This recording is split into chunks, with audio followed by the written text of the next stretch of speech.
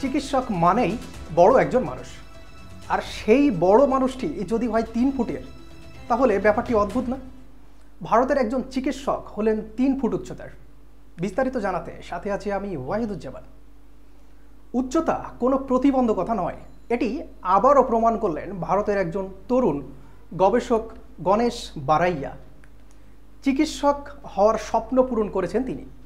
প্রতিবেশী ভারতের গুজরাট রাজ্যের বাসিন্দা 23 বছর বয়সী গণেশ। আর 10 জনের মতো সুস্থ স্বাভাবিক হলেও তার উচ্চতা 3 ফুট। উচ্চতা তার চিকিৎসক হওয়ার স্বপ্ন পূরণে বাধা হয়ে দাঁড়াচ্ছিল, কিন্তু সব বাধাই অতিক্রম করেছেন এই মেধাবী।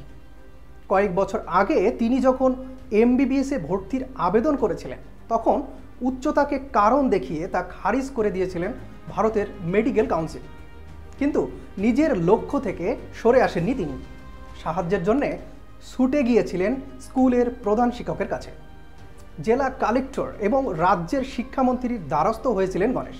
তাদের পরামর্শে মেডিকেল কাউন্সিলের সিদ্ধান্তের বিরুদ্ধে মামলা করেছিলেন গুজরাট হাইকোর্টে, কিন্তু রায় তার পক্ষে আসেনি।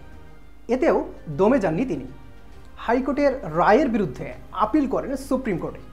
2018 সালে শীর্ষ আদালত হাইকোর্টের রায় খারিজ করে দেন।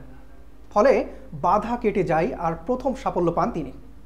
এর পরের বছরই সরকারি একটি কলেজে MBBS ভর্তি হন গণেশ। বর্তমানে গুজরাটের ভাবনগর শহরে স্যার টি হসপিটালে স্টান্ট চিকিৎসক হিসাবে দায়িত্ব পালন করছেন তিনি।